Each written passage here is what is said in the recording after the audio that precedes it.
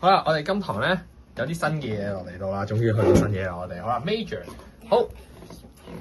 呢嚿口訣咧，你係要背嘅。OK，我哋 major 有分 sharp 嘅 major 啦，請你識讀呢個 sign 啊，你唔好再呢個 sign 讀 flat 啦嚇，嬲到我爆炸。OK，sharp 嘅 major 我哋有個口訣要背嘅。OK，go down and eat breakfast C sharp， 我嘅 breakfast 係分開嘅。OK，佢嘅第一個英文字母就係嗰條 major 個名啊。OK，個 key name 係乜嘢？OK，G D A E B F sharp。OK。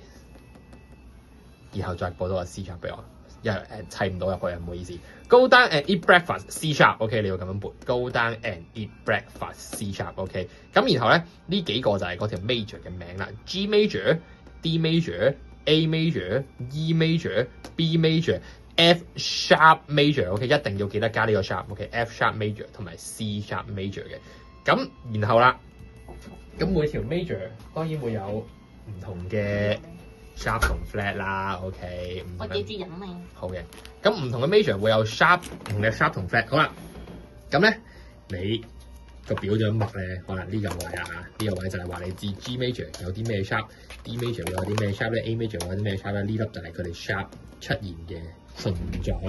OK， 咁呢行都一樣係要背嘅。OK， 你有兩款方法做，第一款。我可以話你知，下面呢一個英文字母嗰粒 sharp 係上面嗰個英文字母褪一格 ，G 落一格就係 F，D 落一格就係 C，A 落一格係 G，OK，E 落一格係 D，B 落一格係 A，F 落一格係 E，C 落一格係 B。如果你對自己嘅英文字母嘅褪位係冇信心嘅話咧，你就要黐線啲 F、C、G、D、A、E、B， 你要背咗佢 ，OK， 因為呢個表係必須要默啱嘅。好冇？講多次，必須要默啱。好啦，當你默完啦 ，OK，major 個名有啲咩 sharp，OK， 默完啦 ，major 名同埋啲 sharp 之後咧，咁然後就教你點睇咯。個表嘅睇法係咁樣睇嘅，呢個係個名啦，所以就係 G major 啦。G major 會有幾多個 sharp 咧？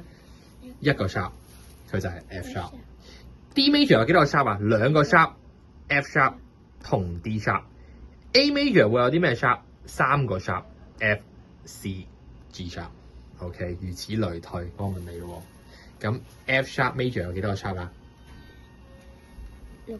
邊6個啊 ？F sharp、C sharp、G sharp、D sharp、A sharp 同埋 E sharp。冇錯 ，OK， 呢樣嘢係 convert 翻轉頭㗎嚇。當你實際默表嗰陣時咧，你咧係唔需要寫到咁詳盡咁樣去做嘅。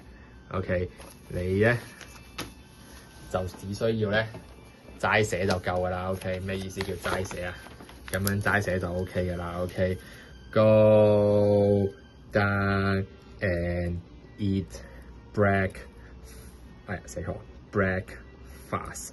，C sharp， 跟住記住呢度報翻個 F sharp， 打橫一行，吉，